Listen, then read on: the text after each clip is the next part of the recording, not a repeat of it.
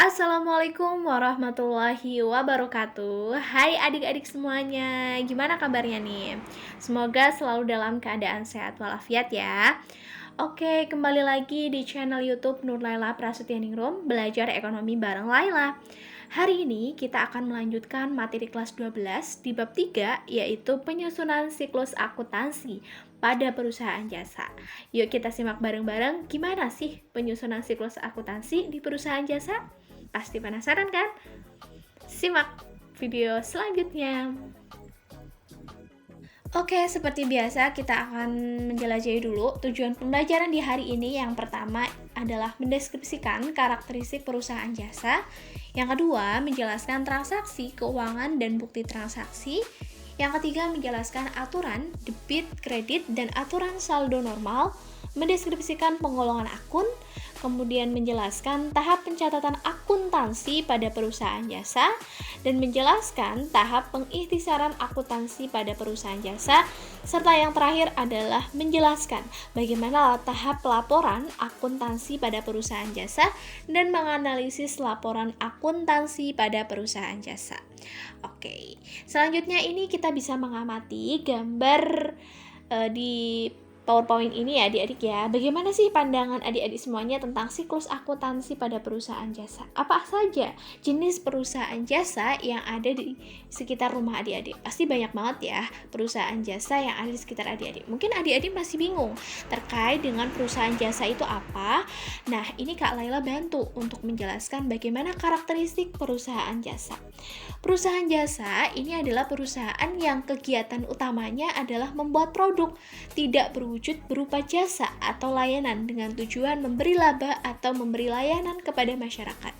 Jadi, untuk perusahaan jasa sendiri, ini seperti halnya kita di universitas ya, biasanya banyak sekali jasa laundry. Nah, itu adalah salah satu perusahaan jasa masuknya. Karena memberikan sebuah layanan yang tujuannya di sini adalah untuk laba, baik itu untuk perusahaannya dan kemudian nanti hal lainnya adalah memberikan pelayanan kepada anak-anak kos gitu. Selanjutnya, ciri-ciri perusahaan jasa yang membedakannya dengan perusahaan jenis lain. Yang pertama, perusahaan jasa itu menawarkan layanan yang tidak berwujud. Yang kedua, standar harga untuk suatu layanan yang ditawarkan perusahaan jasa sulit diukur. Gitu. Next, siklus akuntansi perusahaan jasa pada umumnya memiliki urutan. Yang pertama, ini adalah tahap pencatatan terlebih dahulu ya. Kemudian yang kedua, nanti kita masuk ke tahap pengikhtisaran. Yang ketiga, tahap pembuatan laporan keuangan. Kemudian itu ya yang terakhir ya, akan membuat laporan keuangan. Kita masuk dulu ke tahap pencatatan. Jadi untuk tahap pencatatan apa saja yang ditulis? Itu meliputi bukti-bukti transaksi keuangan, penjurnalan, pemindahan buku. Jadi nanti ada sistem yang namanya posting dari jurnal umum ke buku besar. Gitu. Yang kedua, tahap pengikhtisaran. Itu sudah membuat neraca saldo, kemudian jurnal penyesuaian dan kertas kerja. Dan yang selanjutnya adalah tahap pembuatan laporan keuangan. Nah, ini sudah membuat laporan perubahan posisi keuangan.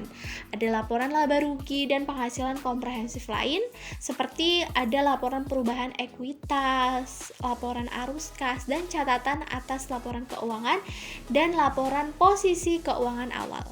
Gitu. Nah, untuk selanjutnya ini adalah transaksi keuangan. Transaksi keuangan itu apa adik-adik? Jadi transaksi keuangan itu merupakan kegiatan yang dilakukan perusahaan dalam rangka merealisasikan tujuan perusahaan.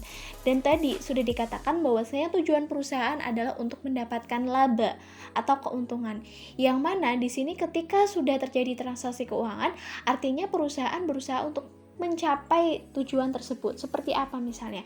Ketika kita membuka sebuah perusahaan jasa laundry, itu nanti ketika ada konsumen ke perusahaan kita gitu ya, otomatis akan terjadi penambahan kas dan kemudian terjadi penambahan pendapatan, di mana kas itu nanti letaknya di debit dan kemudian untuk pendapatan letaknya di kredit gitu. Nah, transaksi keuangan juga terbagi menjadi dua. Yang pertama ada transaksi internal dan kemudian yang kedua adalah transaksi eksternal. Untuk transaksi internal itu merupakan transaksi yang terjadi pada intern perusahaan atau di dalam perusahaan itu sendiri. Seperti apa? Keputusan penetapan jumlah penyusutan aktiva, penetapan banyaknya perlengkapan yang digunakan selama periode tertentu. Nah, itu yang tahu hanya perusahaan itu sendiri. Pihak eksternal, pihak luar itu tidak tahu karena mereka tidak bergerak secara langsung di dalam perusahaan itu. Yang kedua, transaksi eksternal. Transaksi yang terjadi antara pihak perusahaan dengan pihak luar. Jadi nanti seperti apa gitu ya, contohnya penerimaan piutang, pembayaran utang, pembelian perlengkapan, pemberian jasa. Nah, kita memberikan sebuah jasa, otomatis kita sudah berkaitan dengan pihak luar gitu. Selanjutnya kita masuk ke bukti transaksi. Untuk bukti transaksi keuangan ini ada berbagai jenis ya, sesuai dengan nanti transaksi yang dilakukan. Contohnya yang pertama ini adalah memo. Memo itu adalah bukti yang dibuat oleh perusahaan dan ditujukan pada bagian perusahaan tersebut. Maksudnya gimana? Jadi nanti ada bukti yang dibuat oleh pimpinan perusahaan atau pihak yang diberi wewenang untuk bagian akuntansi atau untuk urusan akuntansi. Gitu, itu memo ya. Lanjut yang kedua adalah faktur. Faktur itu apa? Faktur adalah suatu bukti pembukuan yang menyatakan telah terjadi suatu transaksi jual beli, namun transaksi di sini kalau faktur itu masih kredit. Jadi belinya itu belum cash gitu. Atau dalam artian di sini untuk pembelian dan penjualan kredit yang dibuat pihak penjual kepada pihak pembeli gitu. Nah, untuk pembeli ini nanti akan menerima faktur asli sebagai bukti pencatatannya. Sedangkan penjual akan menerima faktur tembusan kayak gitu sebagai bukti untuk pencatatannya. Dan yang ketiga ini adalah kwitansi. Nah, untuk kwitansi sendiri sepertinya nggak asing ya di telinga adik-adik semuanya. Kwitansi itu adalah bukti pembukuan untuk penerima pembayaran dan untuk orang yang membayar. Atau gampangnya gini, kwitansi itu adalah tanda bukti pembayaran yang dibuat dan juga ditandatangani oleh pihak penerima uang. Nah, kadang biasanya kalau misalnya di jumlah yang banyak gitu ya, kwitansi itu juga harus dilampiri dengan materai sesuai dengan peraturan yang berlaku. Yang keempat yaitu nota debit. Itu adalah sebuah nota yang dibuat oleh penjual untuk mengoreksi atau untuk membenarkan faktur di masa lalu. Atau gini, biasanya tuh nota debit itu berisikan dokumen transaksi sebagai permintaan pengurangan harga kepada pihak penjual atau bukti yang isinya itu informasi yang menyatakan tentang pengiriman kembali barang yang tidak sesuai dengan pesanan atau rusak. Jadi biasanya barang yang sudah kita terima itu ternyata rusak gitu. Itu nanti masuknya ke nota debit sehingga ada seperti pengurangan harga atau mungkin informasi yang menyatakan bahwasanya barang tersebut tidak sesuai dengan pesanan. Oke, selanjutnya adalah nomor 5 ya adik-adik, nota kredit. Nota kredit itu adalah bukti pembukuan yang menjual barang dengan cara kredit sebagai koreksi atau perubahan jumlah tagihan yang berkurang akibat kekeliruan pada masa lalu, sehingga nanti harganya bisa terlalu mahal atau bisa jumlahnya itu terlalu sedikit. Itu nota kredit. Jadi ibaratnya kalau nota debit itu di pembeli atau untuk kredit itu nanti di penjual. Bukti transaksi penerimaan barang yang telah dijual atau pengambilan barang. Nanti kalau kredit itu tadi sudah dikeluarkan oleh penjual, ini fungsinya untuk apa? Sebagai alat persetujuan dari penjual atas permohonan pengurangan harga yang diminta oleh pembeli. Karena pembeli itu tadi mendapatkan barang yang diterima itu rusak atau tidak sesuai dengan yang dipesan. Itu nota kredit. Yang terakhir, ini kita masuk ke bukti transaksi bon kontan. Bon kontan itu bukti pembukuan yang dibuat penjual waktu menjual dengan cara tunai. Jadi kalau Bon kontan itu ya nanti belinya itu sudah secara cash gitu, uangnya udah langsung diterima semuanya, nggak ada yang perlu untuk dikredit lagi. Dan kemudian rekening koran itu adalah bukti pembukuan yang dibuat oleh bank untuk nasabah dan penerbitan dan pengkreditan dilihat dari sudut bank. Ini biasanya kaitannya sama bank ya untuk rekening koran. Nah, kita masuk ke akun. Akun itu apa sih, adik-adik? Itu adalah sebuah media yang dibuat sebagai tempat untuk mencatat transaksi keuangan dengan cara tertentu. Bisa dilihat dari sisi debit dan juga sisi kredit gitu ya. Jadi akun itu ada dua, kredit dan debit. Nah, akun juga punya beberapa bentuk yang seperti ada akun bentuk T atau T account biasanya. Mendebit itu apa? Nah, ini mungkin adik-adik masih bingung ya. Coba untuk bisa lebih didengarkan lagi terkait penjelasan debit. Itu adalah mencatat akun di sebelah kiri dan mengkredit artinya itu adalah mencatat akun di sebelah kanan. Ada debit sama kredit gitu. Nah, kumpulan akun dalam entitas usaha itu disebut dengan buku besar. Nah, daftar akun dalam buku besar disebut bagan akun. Jadi nanti ada di buku besar tuh kayak bagan-bagan gitu adik-adik. Klarifikasi akun tersebut dijelaskan secara singkat. Berikut ini ada yang namanya aset ya. Aset atau harta itu adalah sumber daya yang dimiliki entitas bisnis atau badan usaha. Nah, kemudian yang kedua adalah kewajiban atau liabilitas. Ini sudah belajar kemarin, utang ya. Karena kita pengen usaha kita berkembang, jadi kita melakukan utang pada pihak luar atau kreditor. Ekuitas atau di sini ini adalah orang yang punya modal, pemilik modal, adalah hak kepemilikan terhadap aset usaha. Untuk usaha perseorangan, ekuitas pemilik di neraca terlihat pada ekuitas pemilik atau modal. Jadi nanti ada, kalau biasanya di akuntansi tuh modal tuan ali gitu ya. Selanjutnya ada pendapatan. Nah, pendapatan itu adalah suatu hal yang mengakibatkan peningkatan ekuitas pemilik yang diakibatkan bisa oleh proses penjualan barang atau jasa kepada konsumen. Ada beban. Beban itu adalah aset atau sumber daya yang digunakan dalam rangka menghasilkan pendapatan. Nanti ada beban gaji, kemudian ada beban wesel misalnya, ada beban bunga gitu. Oke, untuk jumlah kenaikan yang dicatat dalam akun itu biasanya lebih besar jumlahnya daripada penurunan. Karena itu, saldo normal dari semua akun biasanya nilainya adalah positif. Nah, akun itu merupakan sebuah media tadi yang digunakan untuk mencatat transaksi. Bisa melalui jurnal, untuk perubahan dari aset, kewajiban, ekuitas, pendapatan, dan beban. Nah, untuk tujuannya sebenarnya pengolahan akun itu apa sih? Yang pertama itu adalah untuk tujuan penyederhanaan, kesinambungan, dan sistem yang berlaku. Maka di sini akun itu sesuai dengan isi dari laporan posisi keuangan atau neraca. Itu nanti bisa dilihat dari 3 hal ya, dari kelompok aset, liabilitas, dan juga ekuitas. Untuk pemberian kode pada akun itu bisa dalam kode numerik, kode desimal, mnemonik, serta kode kombinasi huruf dan angka. Ini kalau numerik biasanya kaitannya sama angka mulai dari angka 0 sampai 9. Pemberian kode desimal itu dilakukan dengan cara mengelompokkan akun atas beberapa kelompok. Nah, untuk yang kode mnemonik itu jenis pengundiannya pakai huruf dari A sampai Z. Yang biasanya dipakai adik-adik itu namanya kode numerik gitu ya. Untuk pemberian kode dengan menggunakan huruf dan angka itu kombinasi antara numerik sama mnemonik. Untuk kita masuk ke tahap pencatatan akuntansi pada perusahaan jasa. Ada pembuatan jurnal dulu, jurnal umum yang diikuti dengan posting atau pemindah bukuan akun-akun dari jurnal umum ke dalam buku besar. Nah, nanti di penyusunan jurnal umum itu harus ditentukan dulu nih nama akunnya apa. Misalnya nama akunnya adalah kas gitu. Nanti nilai transaksinya berapa untuk kas gitu. Nah, untuk pendapatan nanti masuk ke pendapatan di bagian kredit. Itu dicatat dengan benar adik-adik biar nanti itu seimbang bank. Kemudian kita masuk ke jurnal umum.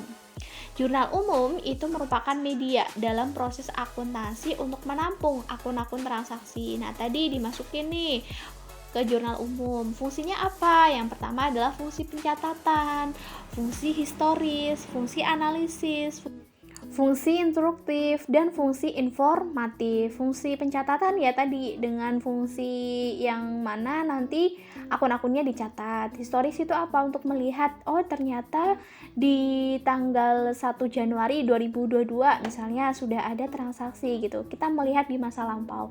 Fungsi analisis untuk menganalisis nanti mulai dari tadi di tahap pencatatan, pengikhtisaran hingga pembuatan laporan keuangan dianalisis. Instruktif untuk perintah. Jadi kemudian yang terakhir adalah fungsi informatif. Nah, untuk fungsi informatif itu bisa untuk intern perusahaan atau ekstern perusahaan.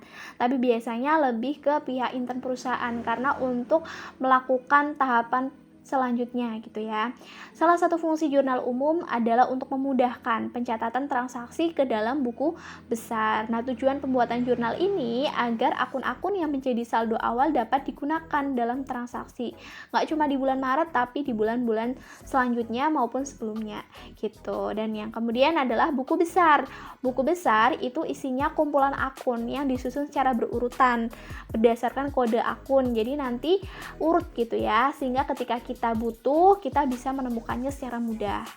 Nah, kemudian bagaimana sih langkah-langkah yang harus dilakukan dalam proses posting? Yang pertama adalah kita menyiapkan akun sesuai dengan instruksi jurnal. Jadi mulai dari akun 1 gitu ya, sampai dengan 9. Kemudian yang kedua, catat tanggal di jurnal pada lajur tanggal akun. Dan kemudian posting akun jurnal ke dalam buku besar. Kita akan mencatat keterangan jurnal pada lajur keterangan akun. Dan yang terakhir, setelah selesai, kita akan mencatat kode akun di lajur ref jurnal dan halaman jurnal dicatat di lajur ref buku besar. Tahap ini disebut dengan cross indexing. Gitu. Dan kemudian kita masuk ke neraca saldo. Kita masuk sudah ke tahap pengikhtisaran ya, adik-adik. Neraca saldo itu apa? Neraca saldo itu adalah daftar yang memuat seluruh saldo dari akun-akun yang terdapat dalam buku besar.